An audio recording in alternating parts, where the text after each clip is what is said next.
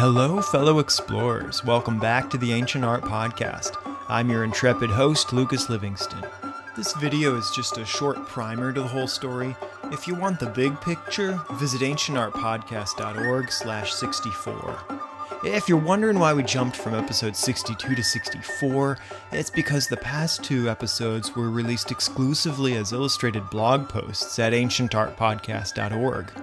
And if you haven't done so, I hope you'll check out episodes 62 and 63, parts 2 and 3 in my three-parter on dogs in antiquity.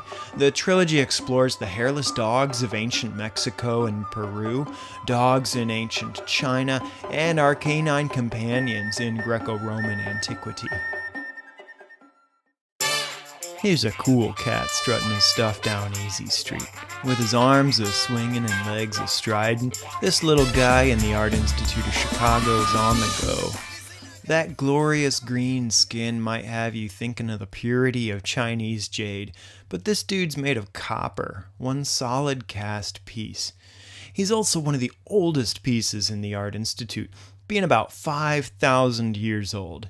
He's dated to about 3100 BC from the Proto-Elamite culture. Yeah, I know. Proto-Elamite's one of the earliest cultures around the hotbed of civilization we call the ancient Near East.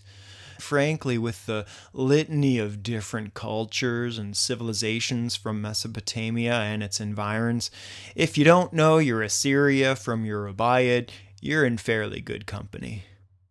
The clenched fists, thick-banded cap, wide belt, and artificial-looking beard suggest the royal iconography of Sumer, the emerging Mesopotamian superpower contemporary to our figurine. How about those horns, though? The great curling horns of the ibex crowning his head evoke the mountainous spirit of the western highlands of Elam. His cap's pointy ears further accentuate his bestial side, as does the vulture wrapped around his torso like some sort of superhero's cape. In fact, when I was recently looking at this figure in the gallery, one of the museum's security officers asked me, "So was this like an action figure?" Precisely! Maybe not a kid's toy with kung fu action grip, but Action Hero certainly captures the heroic mythological and spiritual power embodied in a mere 7-inch figure. But wait, there's more. Act now and you get 2 for the price of 1. That's right, there are 2 ancient horned action figures. One belongs to a private collection and it's been on loan to the Art Institute of Chicago. The other's in the Metropolitan Museum of Art in New York. So, who is he? Is he a god king shrouded in animalistic associations? Is he a mythological hero, some sort of proto-Elamite Hercules? We remember that Hercules wrapped himself in the pelt of a lion, while our hero here sports the raptor cloak, another carnivorous predator. Both figures embody a sort of wild man, an ancient figural type capturing our struggle to grasp our nature as a civilized creature living in a world of beasts, and ultimately derived from the wilds. It's worth pointing out, though, that the distance in time between our friend here and the earliest mentions of Hercules is about the same time as the distance between the earliest mentions of Hercules and us today. Translation, about 2,500 years. A little closer to home, though, our action hero might remind us of Enkidu from the ancient Mesopotamian epic of Gilgamesh, the wild man and the eventual sidekick of our eponymous hero Gilgamesh. While Enkidu first emerges from the wilds, raised by animals and ignorant of human civilization, he gradually tames throughout the story. We might draw a parallel here to the Proto-Elamite culture living between 2 worlds, the animistic, shamanistic tribal society of the highlands and the urbanized, theistic, bureaucratic monarchy of Sumer.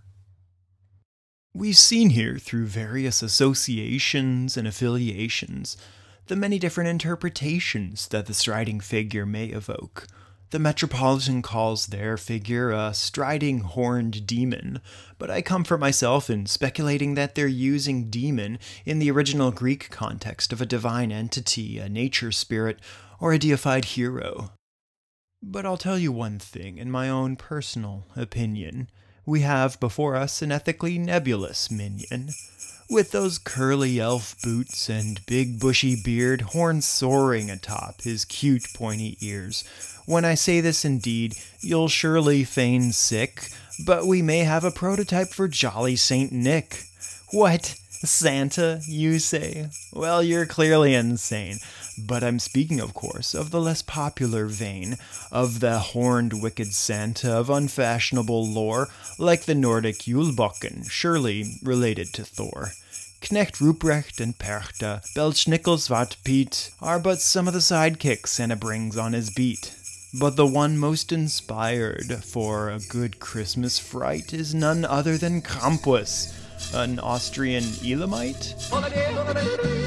2 years ago, as I previously warned you, there's a time-honored tradition that the church cannot undo. Search in my archives for the great Christmas devil. Since the dawn of the ages in the wild man we revel. For a topic befitting the learned on campus, click on ancientartpodcast.org/Krampus.